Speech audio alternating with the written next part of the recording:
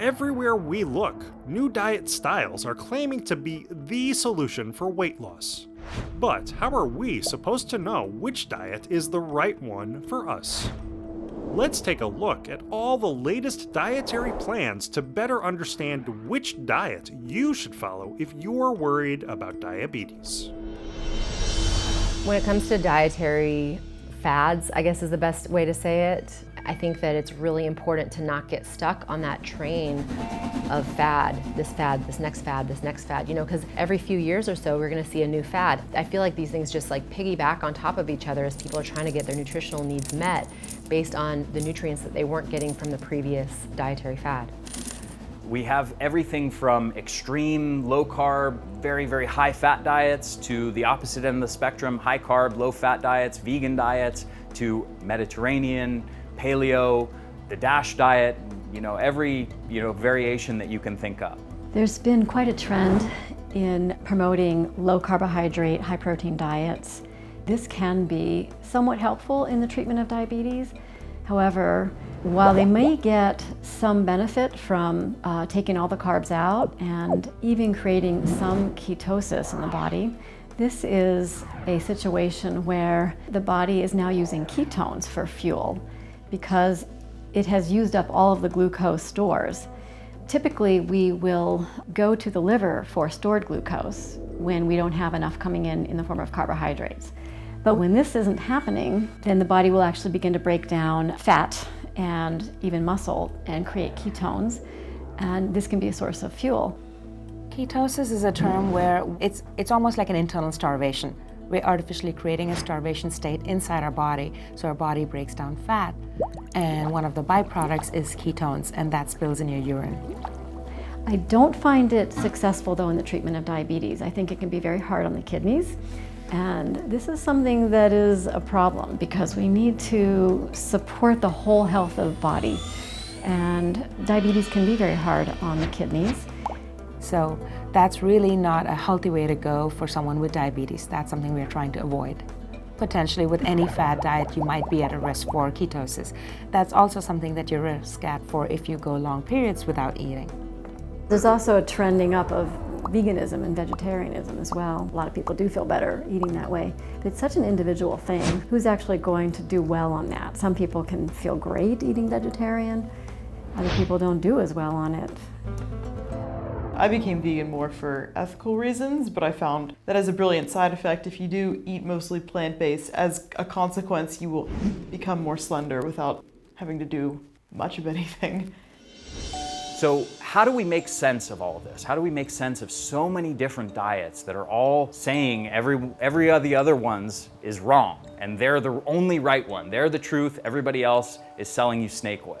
Well, there is a segment of the population that will be successful on any number of these different diets. And studies that have actually compared the effectiveness in terms of weight loss of these different popular diet methods generally do not detect big differences in terms of the long-term effectiveness of these different approaches. Now, here's what they all agree on. They all agree that we should move away from processed foods towards whole foods. The other thing they agree on is we need to eat more plant foods, especially vegetables, leafy, non-starchy vegetables. I always go back to looking at what did people eat maybe 500 years ago. Now, I'm not talking about the paleo diet. People get so excited, they're trying to figure out what people ate tens of thousands of years ago and try to make that work for us today. I think that ultimately it's an individual process. People need to learn how to eat in a way that is in alignment with what their body needs. Ultimately, I think people need to learn how to trust their bodies again. I think that's the biggest issue. We have a culture that is filled with media that's telling us all the kinds of things we need to eat for, our heart to be healthy or our digestion to be healthy. And ultimately, we're eating through our brains. We're thinking about food. When we go to a refrigerator, we open up the refrigerator and try to decide what to eat. And people are literally using all of their knowledge, being like, okay, all right, the spinach is good for me. I know it has a bunch of nutrients in it, but what really sounds good to me right now is, maybe some ice cream. Oh wait, I can't eat ice cream because ice cream is bad for me because it's got dairy in it. And then there's the sugar. And that's like this nonstop dialogue going on in people's brains as they're trying to figure out what to eat. So I think using your brain when you're trying to eat is actually a disservice. And people need to learn how to listen to their gut. They need to learn how to listen to their body. The thing that impairs that is cravings, as well as blood sugar imbalance, insulin receptor imbalance. I think the other thing that very, very much impacts this is the microbes that are growing in your gut. Because if you have an imbalance, you're going to be craving the foods that these microorganisms want to eat. You know, they're going to be saying, hey, I think you want more sugar right now.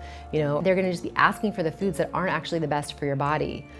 So the fad diets are challenging for me. They're really, really hard. I really want people to work on just actually clearing out the microorganisms that should not be living in their gut, get their gut microbiome right, and then from that point, they're going to be able to make informed decisions by listening to their body. I think the hardest part is finding the right way to eat and not doing this whole yo-yo thing. I think a lot of people are really all or nothing, and they'll be on really good track and then they'll just completely lose it and fall off the wagon. I think finding that middle is by far the hardest part. It's got to be part of the day-to-day. And can you live on a fad diet? Can you do it for the long haul? And also think about what that might mean for your family. You can be isolated and separated from friends and family because you're all swept up with this fad and you want everybody else to get on the bandwagon. And you know what? My diet is the day-to-day and I can live with that. Can you live with that? Try not to focus on specific diets like a Mediterranean diet or a DASH diet. Those all might be good for an individual who it works for them, but it can't fit for everybody. And so the only thing that kind of everybody agrees on is make healthy food choices. Don't eat too much and stay away from foods that we know are not healthy, like high sugar foods. Eat less of those, more of fruits and vegetables. Basically, unprocess your diet, eat more plant foods. So one nice rule of thumb that you can use to help you think of what to eat and what not to eat is, if it doesn't run, fly, swim, or grow out of the ground, don't eat it. Which diet or lifestyle plan works best for you? Let us know in the comments section below. If you liked this vid, why not hit that like button and subscribe to the Diabetes Smarts channel? We're adding amazing new content each week. And don't leave without claiming your 2 free gifts, Superfoods for Diabetics and episode 1 of that diabetes documentary. Simply click the link in the description below. Thanks for watching. Have a happy and healthy day.